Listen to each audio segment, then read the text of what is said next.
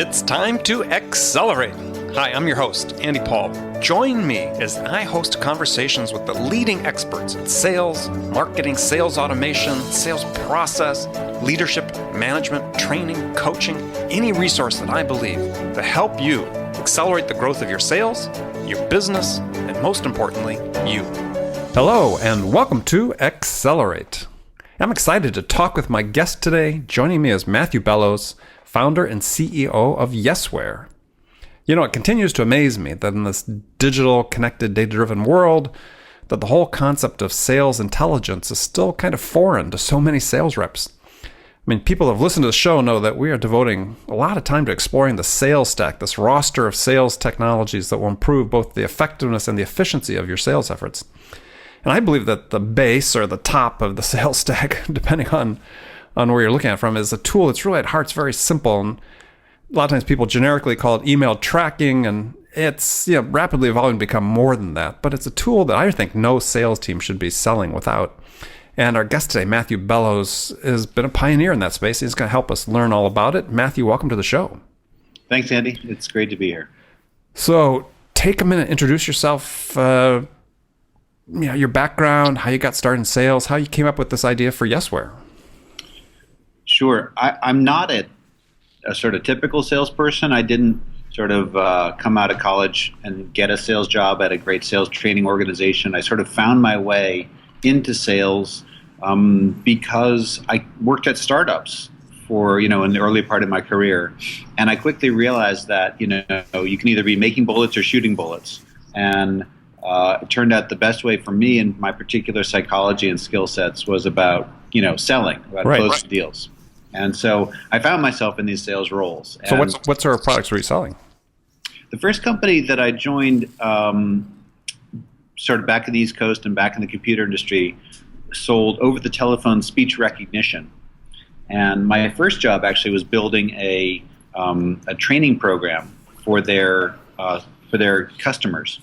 And we had a sales guy there named Will Yap who sold the hell out of my training program, and every time I ran a class, 80 or 90% of the people came from Will's customer base. And so I started hanging out with him more, and sort of he was making my, job happen. And I started hanging out with him and just sort of learning from him a little bit. And he was really the one that inspired me to get into the software sales. So we can thank Will Yap for Yesware.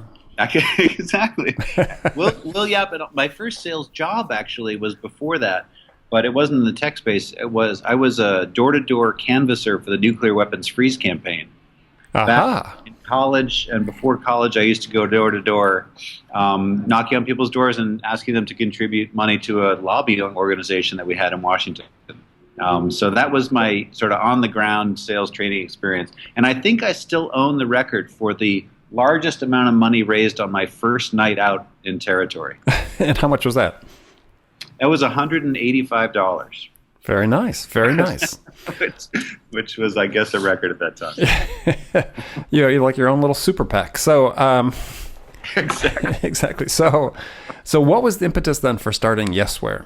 What was the need you were filling, or what did you see out there that said, hey, this is the time and the space we need to be here?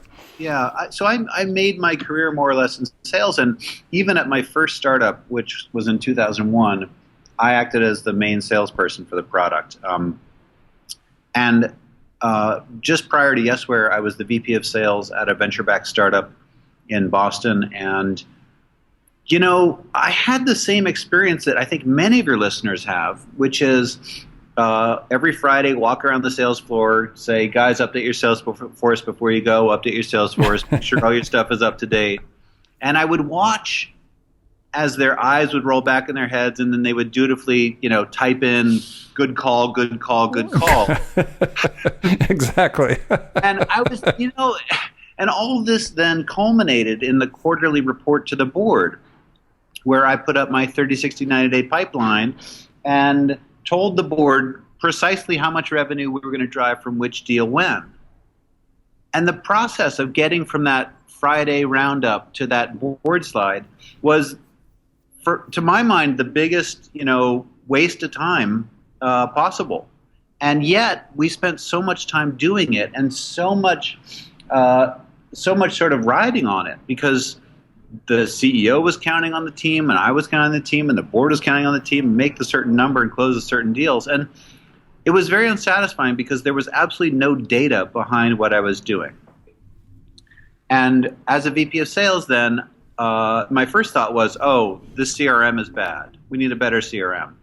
And so I went and looked at a bunch of other CRMs, and I realized that a $20 billion industry was fundamentally predicated on a flaw. And that flaw is garbage in, garbage out. Yeah, salespeople relying on their memory to recreate a week later what happened. And my eyes got as big as basketballs because I was basically like, wait a minute, every business in the country has this problem. If we can solve this problem, then we'll have a real company. Like, this will be big. And then I thought, well, there's two ways to do this. One is, you can make software for a VP of sales and tell him to push it down in his organization or her organization. But the great thing about sales is that if you help the salesperson be more effective, then they personally make more money. They get richer. And if they get richer, their manager gets richer. And if the manager gets richer, the VP gets richer. And so it's a virtuous circle.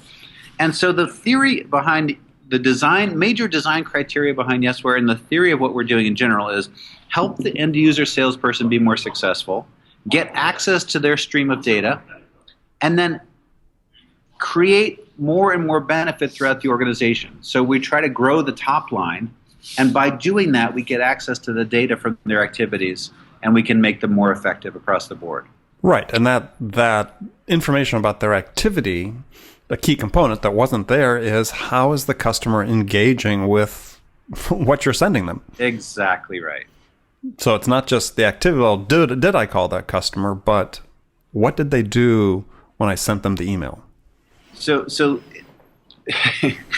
the very first activity that we tracked in Yesware, and Yesware now is 5 years old, the very first activity we tracked was how many emails did you send? But that was incredibly unsatisfying to me because what that encourages is a blind and mindless pressing of the send button. What's much more interesting and what's much more engaging, and now that we have the data, much more meaningful from a business perspective is who replied and when. What did they say and who did they copy on the reply and how quickly did they reply? That kind of customer level response is the thing that actually makes a difference when you're looking at your pipeline. Yeah. I mean, as you said, how could you have put together your quarterly board report without that information? I know the answer because I've had to do it many, many times, but tell people, how'd you put it together? I just made it up. Exactly. I would go around, talk to each rep, talk about their deals, sometimes sit in on calls or go on customer visits, and then they would tell me what they thought, when they thought it was going to close for how much, and then I discounted it all down based on my read of their psychology. Oh, this person's a sandbagger. Oh, this person's overly optimistic. And then I would have that discount column, and I would add up all those discounted numbers to a total, and then I would go to my CEO. Then I would go to my CEO and I would say, hey, it's going to be $525 next month. And he would say, well, it's got to be $550. And so I would go back and I would change it from $525 to $550. And then I would present it to the board like it's going to be $550. Like that's my forecast? Come on. That was data-based. Honestly. Yeah. And yet I would present it and they would all sort of look at me and nod sagely and be like, okay, good luck with that. Yeah. It's incredibly unsatisfying. Yeah, and also scary. Yeah. I mean, not to mention scary, right? So what are you seeing then? So now that you've had some time that you've been out, you said 5 years, people using the product. Well, maybe take a step back and say, okay, so explain to people sort of what are the fundamentals of a product like Yesware. What does it do? Sure. At a basic level, we integrate in with the places salespeople already work. So we don't want to make them take a long training course or change their workflows. We integrate in with their email, their calendar, their mobile phone, their CRM. And add a bunch of sales-specific features to these generic tools they already use. So we add, email analytics, tracking which email gets opened, which gets replied to, which links get clicked, which presentations get downloaded, which slide the prospect looks at for how long, etc. All these kind of both rep-focused and prospect-focused means of measuring engagement and interest and activity. Yeah, so let's spend a few minutes to talk about those, because there's sort of a little basket of goodies you put there, and it still amazes me that I can go places and talk to a lot of companies, as I do, that are still unaware that this basic level of functionality exists. And maybe it's different a little bit in the tech space. People sort of get it, but the world is it's a big world out there beyond the tech space. And I always give the example. I did a workshop for a company that had about 100 inside sales reps a little bit over a year ago, and tail end of 2015. And no, or 2014, excuse me, no idea that any of them, that a tool like Yesware existed. Yeah, it's true. It's very early days in this segment of the enterprise software industry. So if you think about it from a sales rep's perspective, you had, I think back to my early days when this is a long, long, long time ago, when I was out making calls in the field, unfortunately we didn't have email, but even when we first had email, that if I could have known that somebody had opened it, somebody had clicked on a link that I included to a white paper or an article somewhere, if somebody had downloaded a presentation, if I knew that they were looking at the pricing page, twice in one day, or maybe they hadn't looked at it for 2 weeks and they come back and they're looking at it 4 times in one day, I'm all over that. Yep. The key thing about sales, which I didn't really know in my early days either, but I've learned through experience, is qualifying. And the main way you qualify is if in real time you ask difficult questions, and in offline or asynchronously, you look to see who's engaged. And if someone's reading my email or downloading my presentation or whatever, that means they're engaged, and that's a good sign. And I'll spend more time with those people than the people who aren't interested. Well, I think it's a key point, and for people listening to sort of make sure they caught that, is qualification, absolutely important. But as you said, ask the difficult questions first, then see how they follow up to the information you send with regard to the difficult questions. Yeah, the second best answer is a quick no. Yes, absolutely.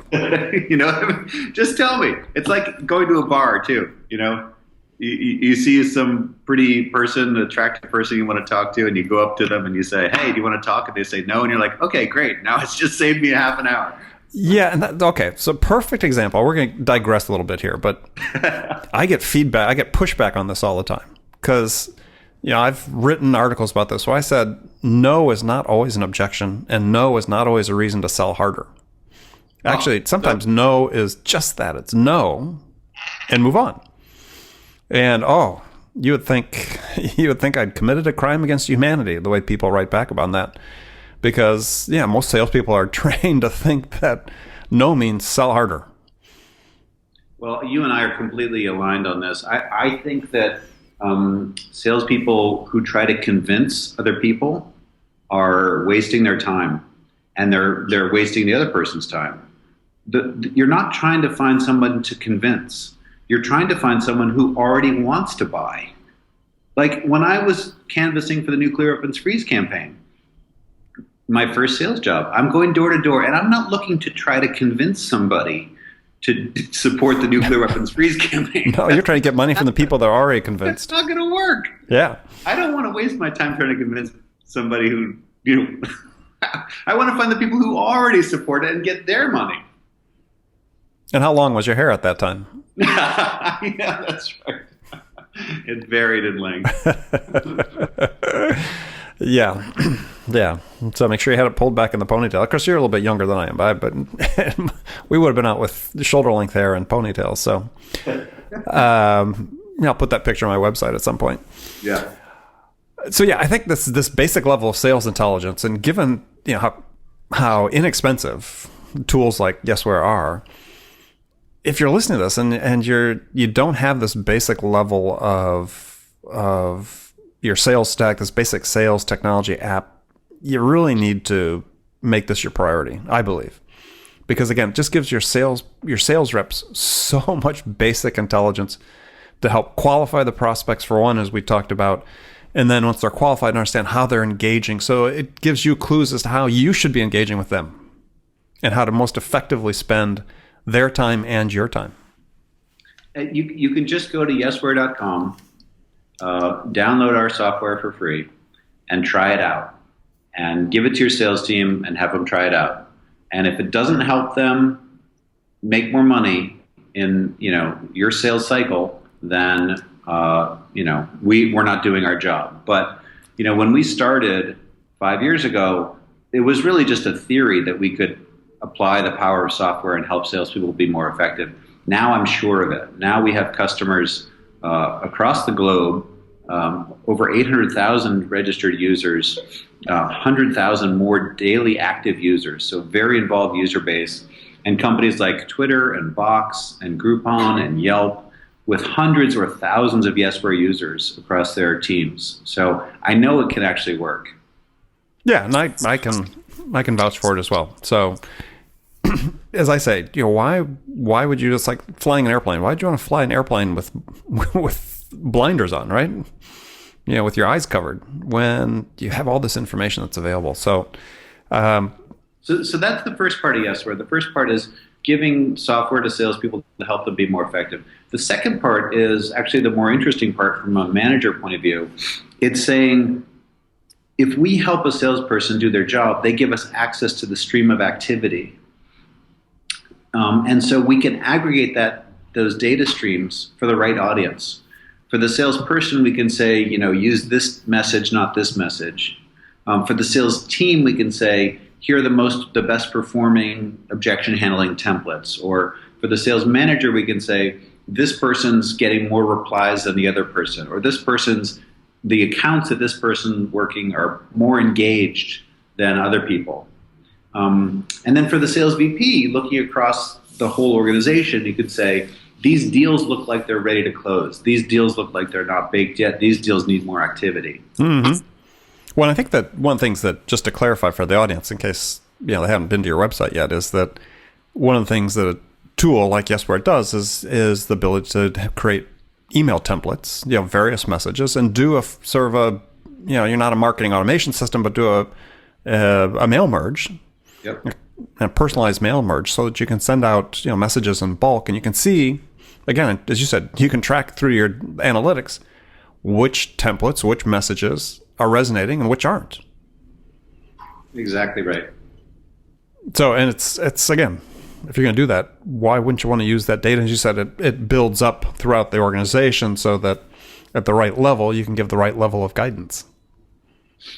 One reason why I heard at the beginning why people wouldn't want to use it is because they were afraid that salespeople would push back against the amount of oversight or reporting that Yesware enables.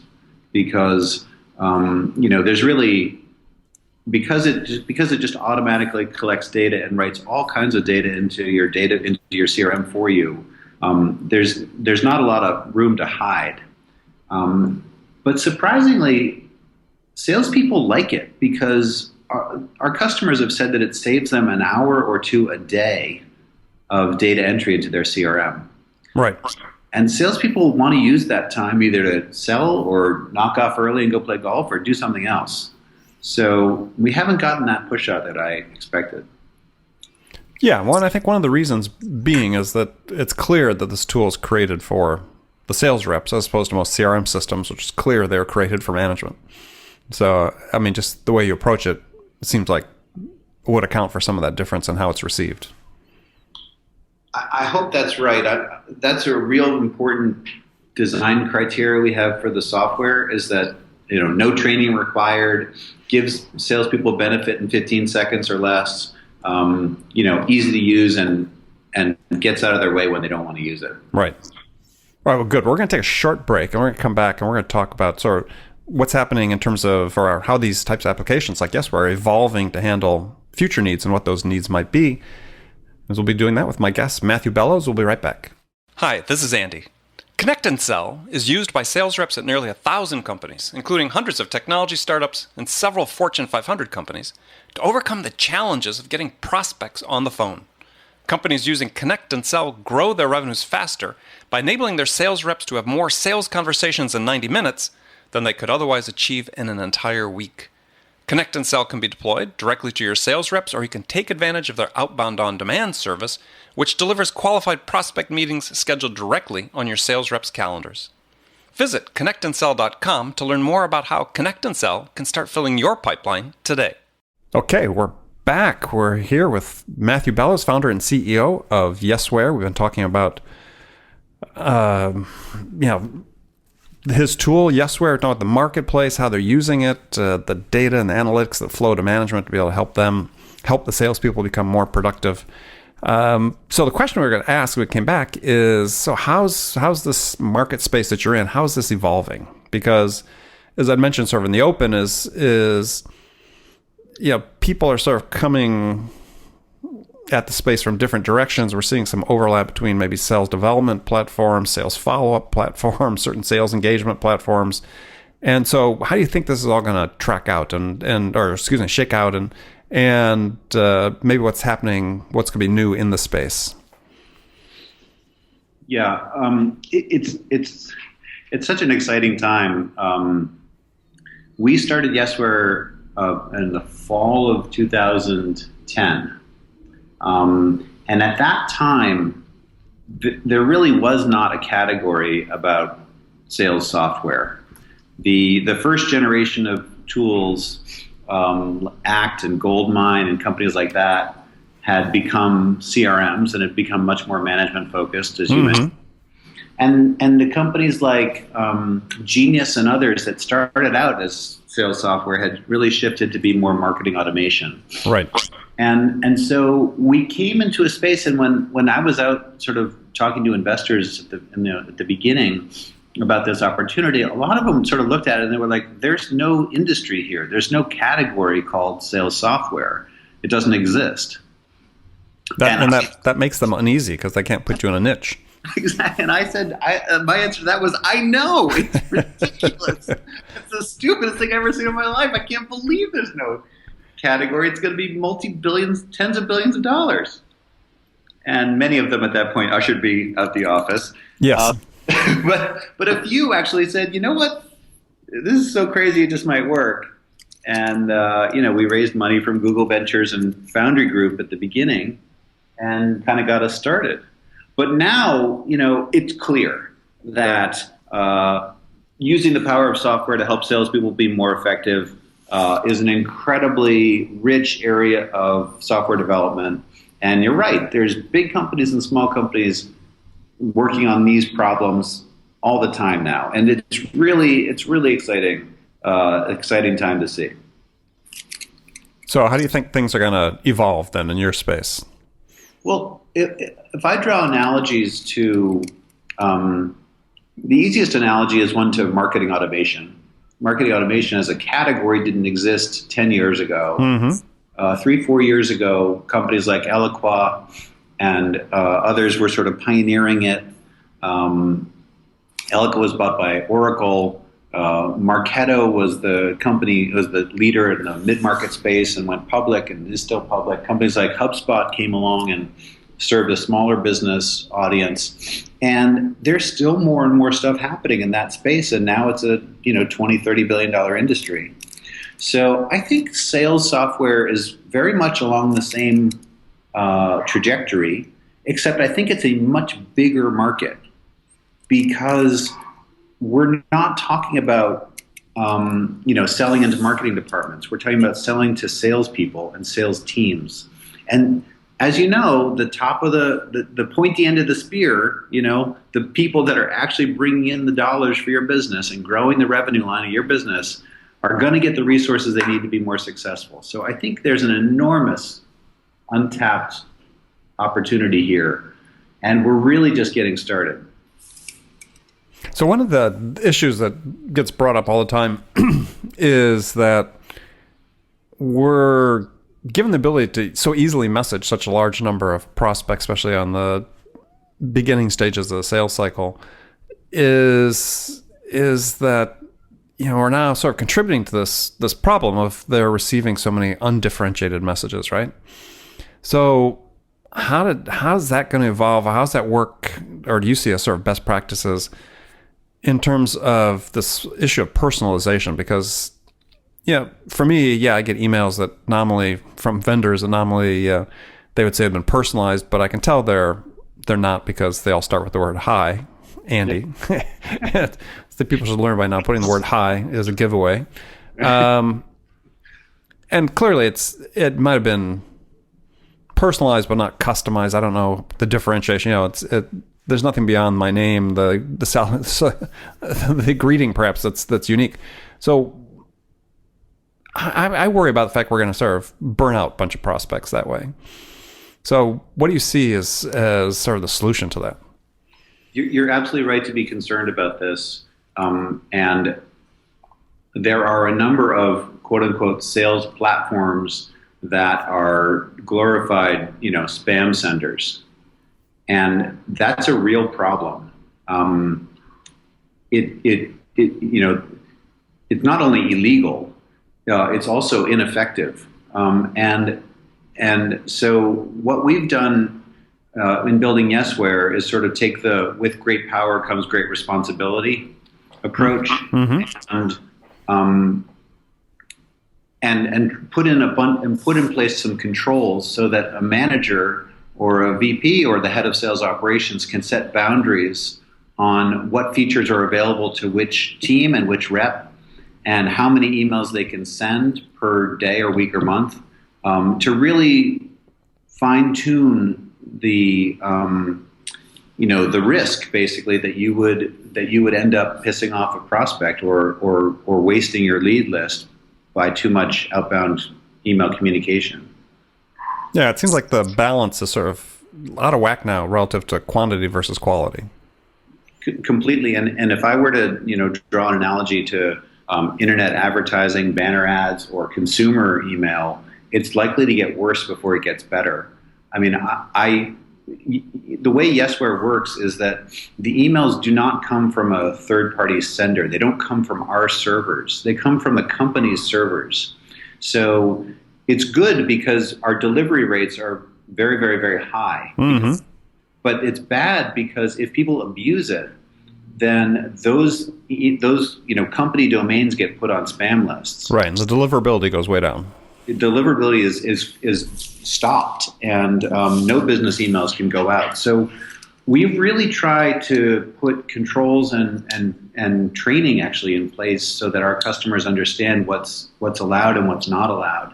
And even if it's allowed legally, you can email people with some level of customization legally. It's still not best practices. Like you really want to, for any kind of product that is worth buying a sales platform for, you want to also put in place the training for how to use it well.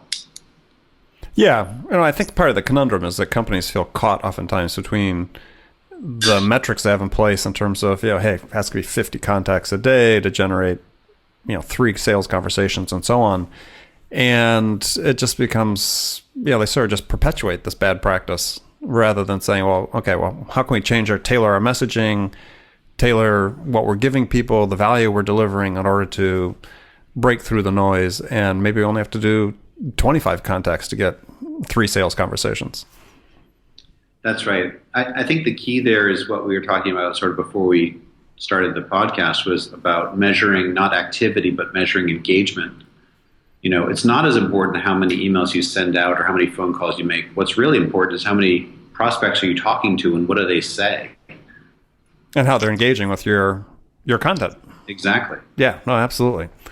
Well, good. Well, great. We're going to leave it there. We're going to move to the last segment of our show, but in a minute you'll get a chance to tell people how to find out more about Yesware. But here's part of the show where I ask some questions of my guests, and the first one is a hypothetical scenario where you're the star of the show, and in this scenario, you, Matthew, have been hired as a sales leader at a company whose sales have stalled out.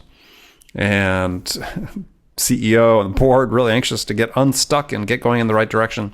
So your first week on the job, what 2 things could you do that would have the biggest impact? You're cutting close to the bone here, Andy, because I've been in this situation before. I'm sure. So the number one thing is to get a sense of the people, get a sense of the people on the sales team, obviously, the end users, bag carrying, quota carrying reps, and get a sense of the rest of the executive team and how much they are enabling or disabling sales success. And frankly, the key thing there is, keep investing or fire. And it's probably better to, when in doubt, fire. Then the second thing is to go out and talk to existing customers and recent, people who looked at the product and pushed you away. And try to get your hands on the ground, feet on the street feedback about what's actually going on with the sales process and the product reception in the market. Okay, good answer. So here's some rapid fire questions. You can give me 1-word answers or you can elaborate. It might be a first to somebody that gave me a 1-word answer. So the first one is, when you're out selling, you, Matthew Bellows, what's your most powerful sales attribute? Authenticity. Who's your sales role model?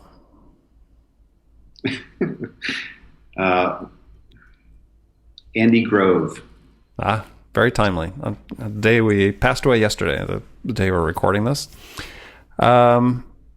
What's one book every salesperson should read?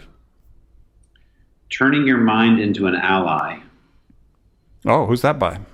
It's by a meditation master called Mipam Rinpoche, M-I-P-H-A-M, Mipam. So say the title again so people catch it. Turning Your Mind into an Ally. All right. That may go on my list. I like that sound of that. So do you practice things like meditation, mindfulness, and so on? Yep. Yeah, very interesting. Yeah, so do I. Here's a tough question. Is what music's on your playlist right now? Right now I'm obsessed with the Decemberists. Yeah. Which album? The song that I keep coming back to is Leslie Ann Levine. Yep. I don't know. I'm obsessed with this song. Yeah, no, I love the Decemberists. Okay. Last question for you then. So what's the one question you get asked most frequently by salespeople?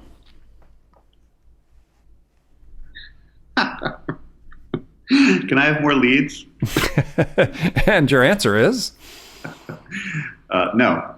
My answer is yes, of course. The world is full of leads. Go get some. That's right. Exactly. That's the right answer. Well, good. Well, Matthew, thanks for being on the show. Tell folks how they can find out more about Yesware. Go to our website, Yesware, YESWARE.com. And my email address is Matthew, MATTHEW, @Yesware.com if you have any questions or want to discuss more. All right. Excellent. Well, thank you very much. And remember, friends, make it a part of your day, every day, to deliberately learn something new to help you accelerate your success. And making Accelerate a part of your daily routine is an easy way to do that, because then you'll make sure you don't miss any of my conversations with top business experts like my guest today, Matthew Bellows, who shared his expertise about how to accelerate the growth of your sales. So thanks for joining us. Until next time, this is Andy Paul. Good selling, everyone. Thanks for listening to the show. If you like what you heard and want to make sure you don't miss any upcoming episodes, please subscribe to this podcast on iTunes or Stitcher.com. For more information about today's guest, visit my website at andypaul.com.